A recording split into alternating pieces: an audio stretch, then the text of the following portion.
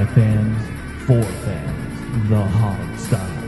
And now, here's your host, Sean Conti.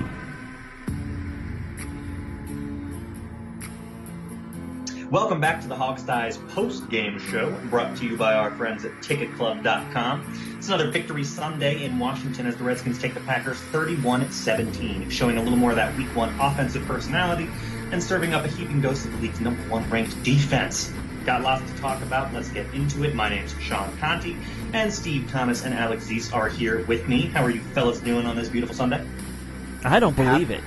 I don't believe we got this win, man. I'll tell you that. So I'm doing great. Yeah, this is house money, this win.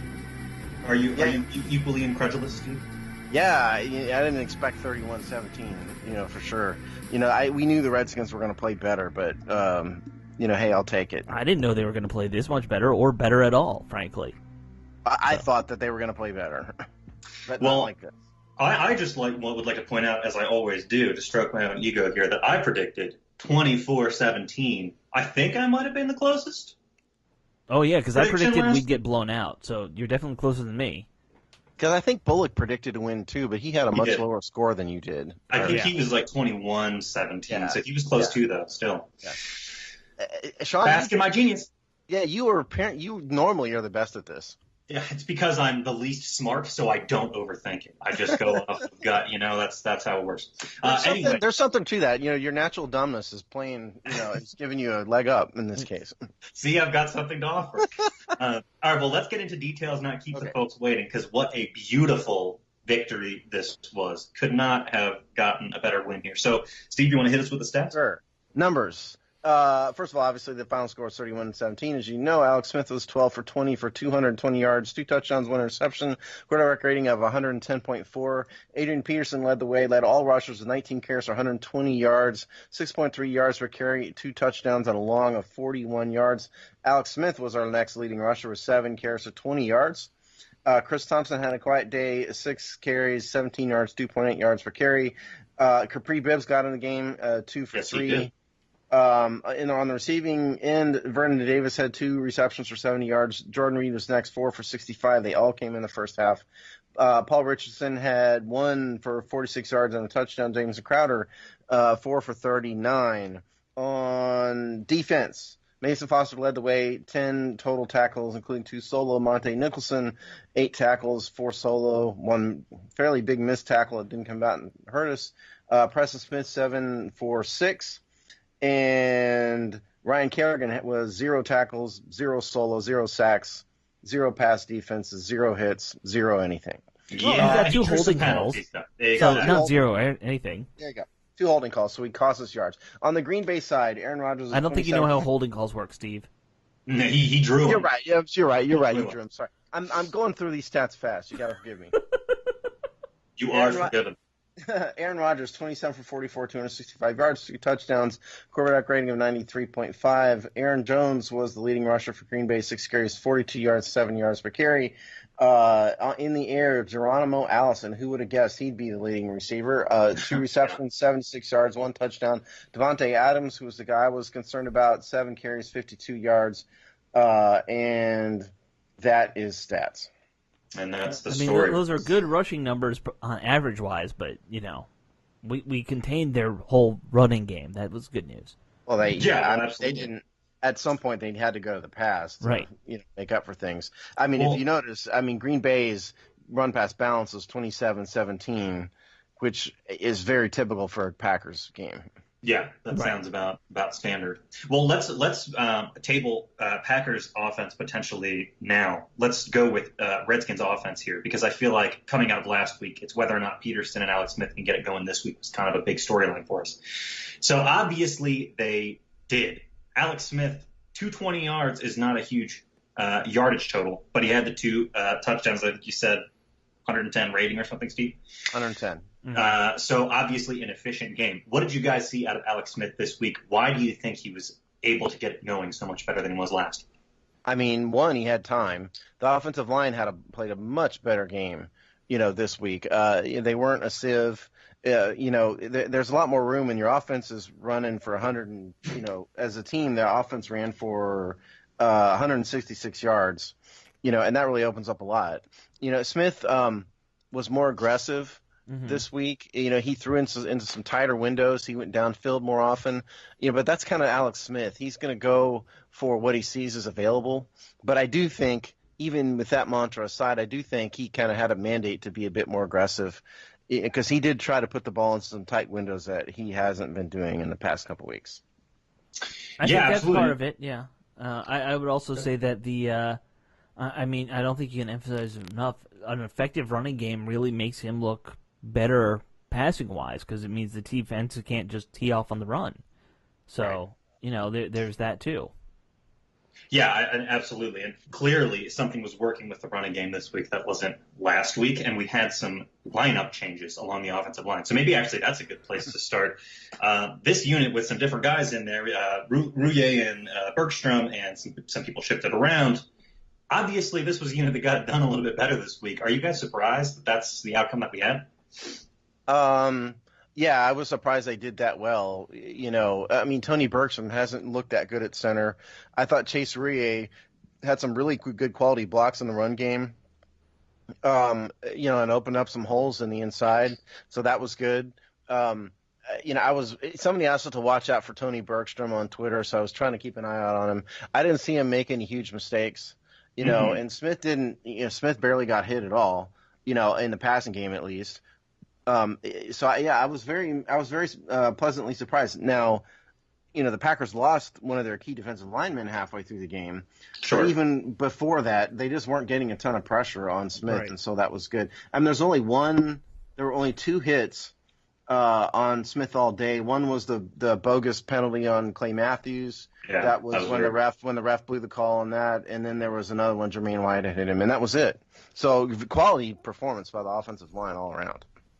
Is this the unit that we should be rolling with moving forward? That's a tougher question. We all like Tynan Secchi.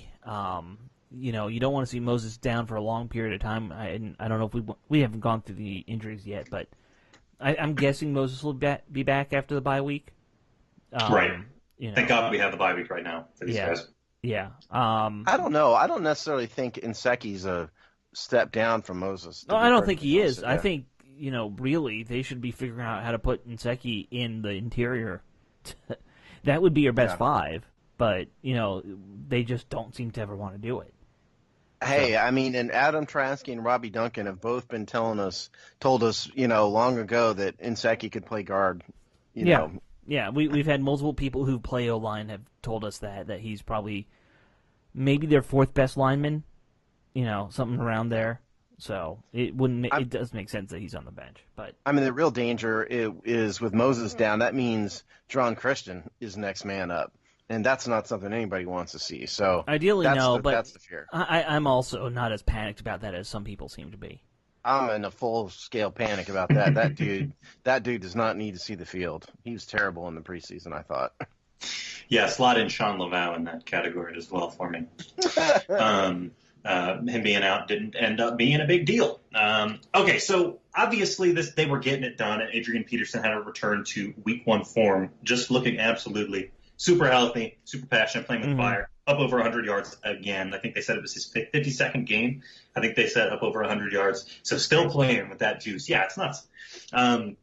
Nothing really. I have no critique of Adrian Peterson in this game other than to say, once again, as Alex just alluded to a minute ago, without him, I just don't know what we've got going on offense. I don't think we have much of a running game without him. I don't trust him still to do this back-to-back weeks. I'm happy we have a bye week next week because I think he'll do well versus New Orleans with a week off.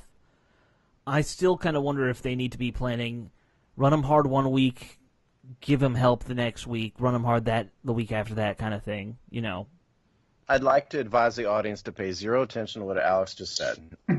We know Steve's been beating this ride AP all day drum for weeks. Run the man into the ground. That's what I think. I think you're going to lose more games doing that, but that's me. Well, yeah, I mean, we'll see what happens. Look, I mean, today wasn't just the offensive line either. I thought Peterson created a lot of those yardage on his own. Because he saw just superior vision. He still has his agility. I thought Peterson really had a good game, and it was not just him following blockers through wide open holes. A couple of them were for sure, but a lot of those yardage was all on him. Well, and they pointed this out on the broadcast. They weren't doing a lot of the outside stuff with him this week. Right. And we saw that last week. They were kept on doing all these outside sweep kind of plays and shotgun runs, and that's not his style. Run him up the gut, let him hit those A and B gaps, and let him get yards. Yeah, I mean, in one of the runs he got stopped in the backfield was on a zone run left. Right. To notice. That's not his thing either. So, yeah, I mean, I think if a healthy Adrian Peterson, hitting, running off tackle or hitting the inside gaps is going to more or less average 4.5 yards a carry. Right. More or less. And that's at least. And that's, if we can do that all season, Also, more Ryan Anderson at fullback. Let's start doing that more, because that seems to work pretty well. Alex loves the fullback stuff, man. I do. It's crazy. I always will. Yeah. So a little bit about play calling, because you guys have both said something that made me think about play calling. It seemed like it wasn't necessarily any more creative this week than it was last week, although Alex did just mention that you saw more interior runs than outside edge runs. But it seemed like it wasn't necessarily any more creative. It just was more effective, and we were getting it done this week, whereas we weren't before. But 220 yards, it's not a huge point total. Obviously, we didn't need it when you get over 100 on the rushing game. But I guess what I'm asking, play calling in general. Did you see any alarming things from play calling this week? It seemed like, at least in the second half, we might have stalled a bit. Yeah, I think they're playing it too safe, more than stalled. Fair enough.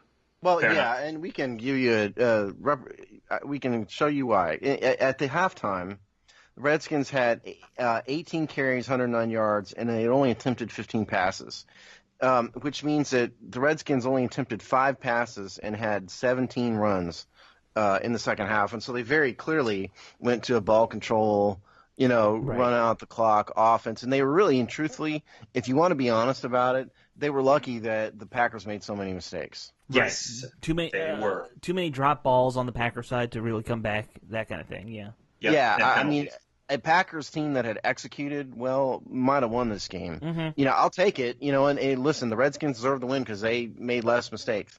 But I'm just saying that the opportunities were there for the Packers, and the Packers just kind of blew it. I don't think anyone would debate that. And I'm all for controlling the clock. I like that old Joe Gibbs, Marty Schottenheimer mentality of you get the lead in the second half, just run the clock down as fast as you can.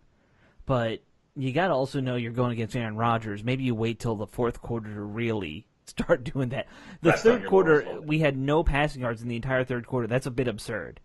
Yeah, see, there you go. That's the perfect statistic that gets at what I'm talking about here. Exactly. That's not going to be a recipe, and letting Aaron Rodgers hang around like we did for a time today. No. That's not a recipe that will work moving through the season, and definitely not in the past season, or in the postseason, I'm sorry. Right. Luckily, we don't play Aaron Rodgers again unless we make the playoffs. And Aaron really, really was limited today. I mean, he was truly peg leg Aaron. It was obvious from the first quarter that his leg was really hurting him. Anytime he scrambled, you could tell he was limping. Yeah, he was literally limping when he scrambled. He just couldn't move around. We were really seeing a limited Aaron Rodgers. But again, I'll take it. Yeah. And as long as we're still on offense, by the way, let's break down the Smith interception real fast. Sure.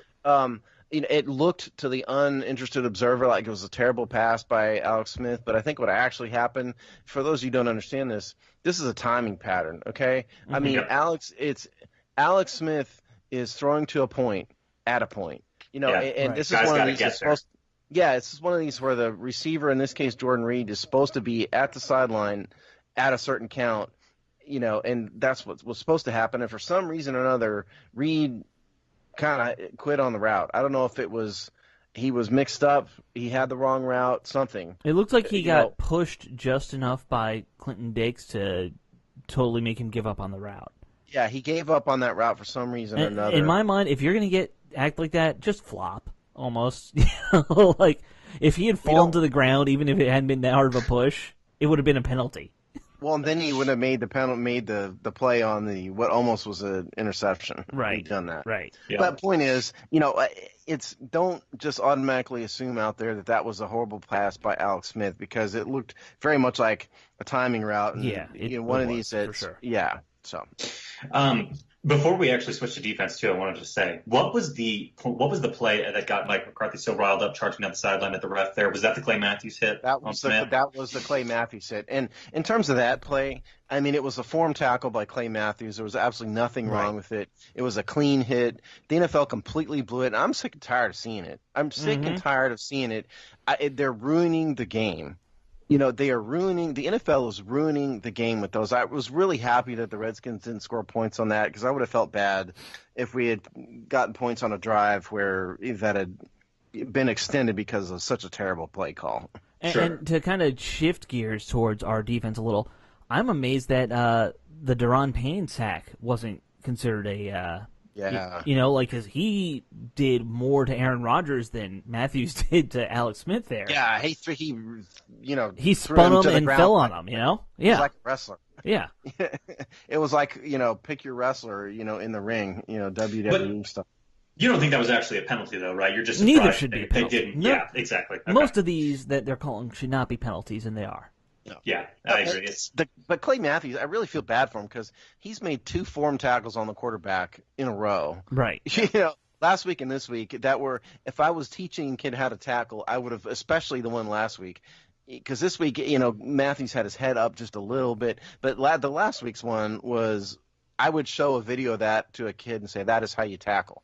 Right. Well, and they were pointing out that he apparently had one in the Bears game that I didn't even remember, but they were saying he had a penalty on this in the Bears game as well. Oh, yes. It was pretty similar play. In fact, it was even less violent than his hit on Smith was. So it was even more surprising. It almost seems like the refs are targeting him more than anything else. They might be on the lookout just because of the kind of guy he is, and then he gets a lot of big hits. But, it's certainly ridiculous, and he's been victimized by it more than anyone else, it seems. Yeah. And by the way, I blew it on Ryan Kerrigan. Ryan Kerrigan did have a tackle.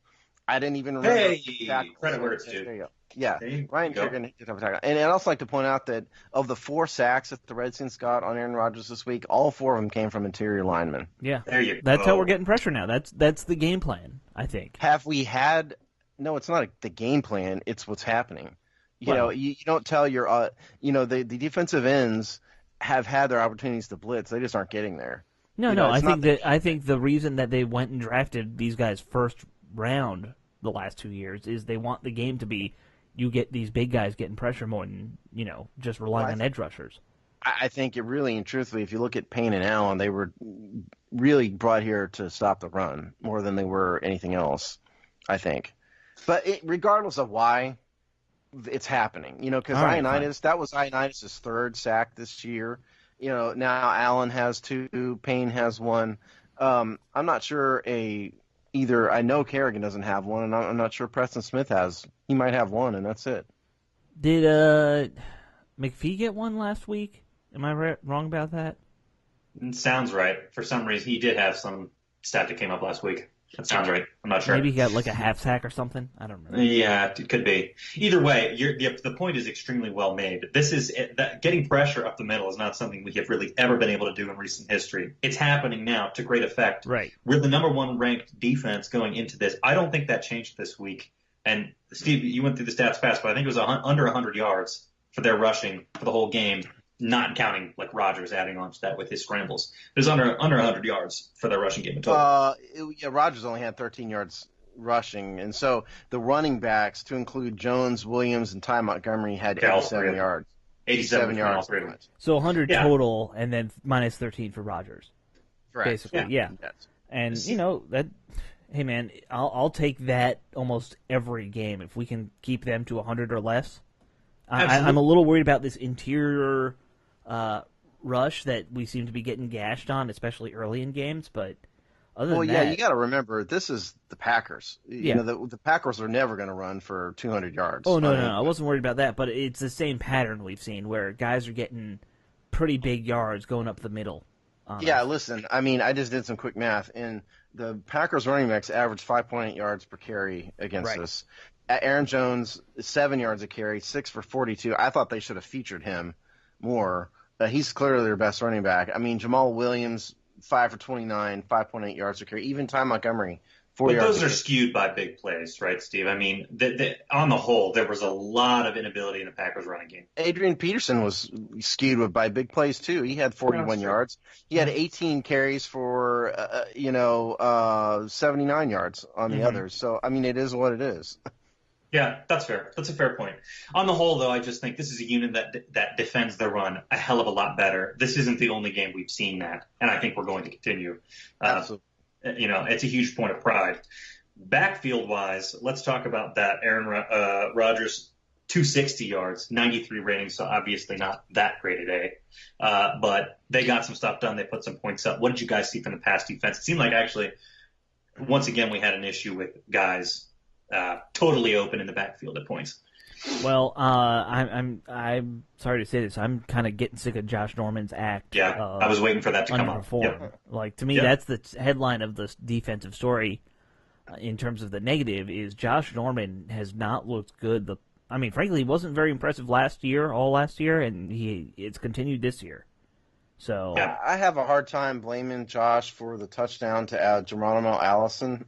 It's not just that, though. It's any play going his side. He's arm tackling, not going full body tackle, and he's playing off his man a bit too much, so the guy makes the catch. It's a lot of little things. He's also pulling up on tackles a lot. I don't know if you guys have seen this, but there have been multiple moments where he's just not going in for the tackle at all. And on that Allison play, Steve, he's running up. He's in zone. I get it. He thinks there's someone going to be to help, but he's not even closing at the guy. He's just running parallel to him about 10 yards off. But you got to understand, when you're playing zone if it was a cover 2 zone, which I'm not sure it was, we need to go back and look, but any kind of zone like that, especially if it's cover 2, he's got the flats. If it's cover 2, it wasn't more like it was a 3 or 4 man deep zone. Well, and in that case, if it was, then he's got the sidelines, right? And the receiver's breaking in. The point on zone is not to close in on one man because you could flood the zone. What if the running back flares out? No, I get that. That's Josh's man.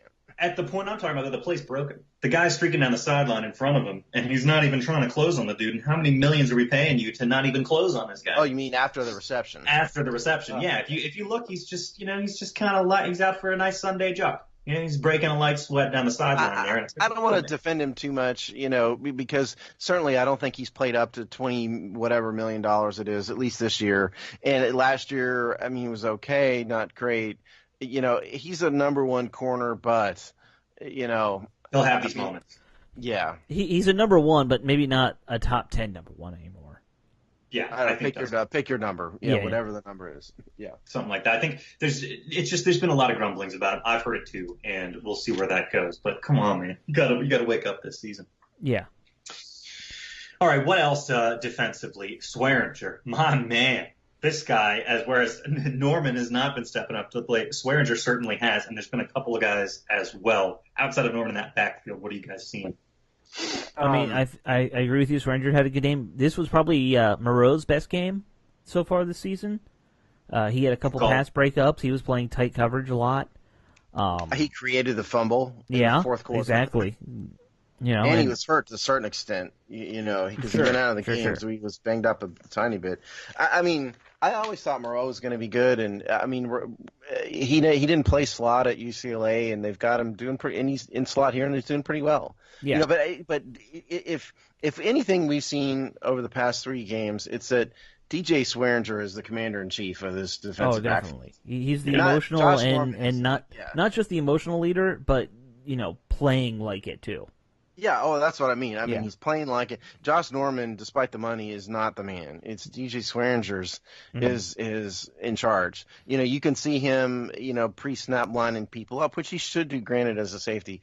But very lucky to have him. We've kind of solved the safety problem here that's existed since Sean Taylor's death. Yeah, I'm happy with Swearinger. Nicholson, I like opposite him, though I'm not loving him on tight ends.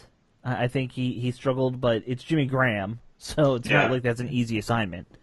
Yeah, super athletic guy. Yeah, but he's a little small to cover tight end to me. I mean, he is a little small for a safety, period. Yeah. In comparison to the average, at least. It doesn't mean he can't do the job. I mean, he did miss a tackle today that ended up being, when the play went for a first down. He's not the perfect prospect, by any stretch of the imagination. But I think the Swearinger-Nicholson tandem is the best we've had around here in a long time. It's. Yeah. I'm not complaining too much. That was just a minor thing that I'm like. Maybe we need to make sure Swearinger's covering the tight ends in those plays, not Nicholson. Nicholson's better roving deep. Yeah, and he was all over the place today too. By the way, so four solo tackles, 8 total. Tops, pretty close to tops with defense. Okay, here's the other thing I'd like to point out, and I'm going back to offense. Sorry, I forgot this. Hope you don't mind, Sean. It's a little schizophrenic. No, it's go for it. Of the 12 receptions, 1 or 2. Let's see. Paul Richardson had 1. James Crowder had 4. So 5 of the receptions went to wide receivers, and then 6 went to tight ends, 1 to a running back. So. Interesting breakdown considering the last 2 games. So yeah. I mean, departure. And Josh Doxson 0. Yeah. 0 receptions. He had the 1 target, but he did yet again did not make an impact on this game. But yet again, drew the penalty on his 1 target, I think. Yeah, he did draw a penalty, and he made a good effort at the ball. But point is, we're playing inside out still here again. The tight ends, the running backs, and the slot receiver are the ones who get the balls. They did try to go to Richardson a couple times today, especially early. So that was good again. But the bottom line is tight ends are getting the ball. And I don't think we're going to see a huge departure from that. This is both who Jay Gruden is, and I think it's who Alex Smith is. And it's just, for the most part, we're going to see that for the rest of the season. Yeah, I think that's kind of the roster itself. Yeah, I think, a good point. And actually, speaking of the roster itself and bringing us back to defense a little bit, I just have to say, and I'd love your guys' thoughts on this too, but it just seems like even when a play gets broken now, the effort to close that play off is there where it hasn't been in years past. Whereas normally you'd see a guy catch it out in space and streak down the sideline and get a touchdown. This year it's like there's 2 or 3 guys that are at least closing in on that guy. On the whole, I'm just saying, it seems like there is a defensive mindset and a strategy that's a lot more cohesive in general. They have their moments of getting burned, but it's not like years past where they just look like a total S show out there. I think so. I mean, this is the first team we've really played that really was a true passing team. Yes, Andrew Luck has skill and talent and all that, but the way they played the game, and the Colts game was just a complete disaster all around. I mean, but here we knew what was going to happen. We knew it was going to be Aaron Rodgers in the passing game, and they dealt with it well. Yeah. So kudos to the defense. Yeah, we saw a game plan executed. Okay, do you guys, we're at like 27 minutes or something. You want to do game balls? Do you want to do big thoughts on the game? What do you want to do? Well, first of all, injuries. The big one was Morgan Moses, who went out with a concussion. He will be in the concussion protocol. We will see what happens. Sometimes these guys come back in a week. Sometimes, they don't, see Harris, Maurice, and Reed, Jordan. Sure. So we don't know about Moses. Josh Harvey Clemens went out towards the end of the first half. That also was like a concussion type thing, but I didn't hear a specific. We don't have any details on that. Fabian Moreau went out briefly, and then Jay Gruden said in the press conference that Peterson toward the end of the game got kicked in the ankle, and so they pulled him out of the game there. No, that doesn't sound like a big deal. So that is injuries, and that was it. So I hate it when a person gets kicked in the shins needlessly like that. It's awful. I mean, it looks very painful. It is painful. I've been kicked in the shins by old ladies and stuff. It's awful. When you're creeping around them too much. Yeah. Well, thank God for the bye week for those injuries. That's all I have to say about that. Rest up, dudes. You wanted big picture thoughts, though, Sean? I mean, big picture, where to start? The big picture is, first of all, I think this game was won in the trenches. Mm-hmm. The defensive line, the defensive front, especially defensive front 3, outstanding game. John Allen, what can you say about this dude? I mean, he really had a great game. 3 hits on Aaron Rodgers, 2 sacks. They put a lot of pressure on Rodgers, peg leg Rodgers, but still, the offensive line did well. It is not surprising that the Redskins do well when they do so well in the trenches. Yeah. And I think a lot of people are going to kind of say, oh, well, they're playing against a hurt Aaron Rodgers and kind of use that to discount this. A hurt Aaron Rodgers is still better than about half the quarterbacks starting in the NFL. So, I'm going to take this win, as a big win for us. I was not expecting it, so. And the Packers didn't know. The Packers didn't execute well. Yes, I counted 9 penalties, but I think I missed one in the first half, so it might be 10.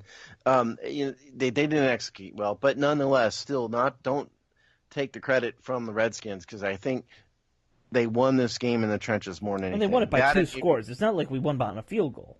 Yeah, and Adrian Peterson truly had an outstanding game. Yeah. That's the other thing. Yeah, and I'll just piggyback off of both those things and say I feel like, again, offensively, we're getting it done. It's going to be a short pass, throw to the running back, run heavy type of offense. That's okay. That's the identity. I'm cool with that. They're getting it done. Defensively, same thing. I feel like they just control the game a lot better. They can be exposed, but on the whole, they're going to play for 4 quarters and they're going to control the game a lot better than they have in years past. This is a recipe for some level of success this year. Mm-hmm. Very emboldened by this win. I don't care that Rodgers is hobbled. Doesn't mean anything. It didn't mean anything last week for him. Big win. Should we do game balls? Yes. All right.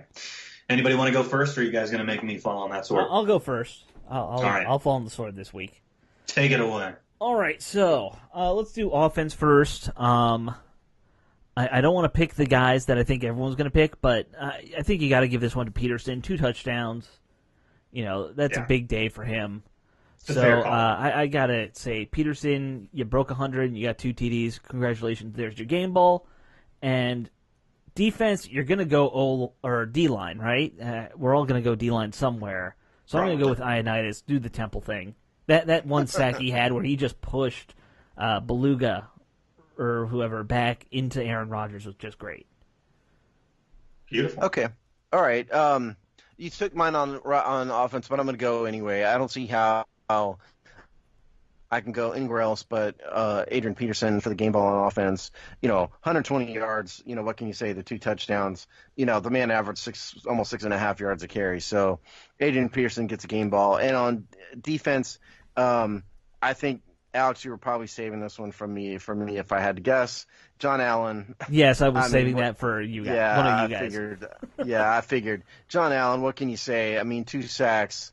He looked like a beast in there. He looked like a upper level number 1 draft choice should look. And I'd like to give an honorable mention to Jay Gruden. Called a great game.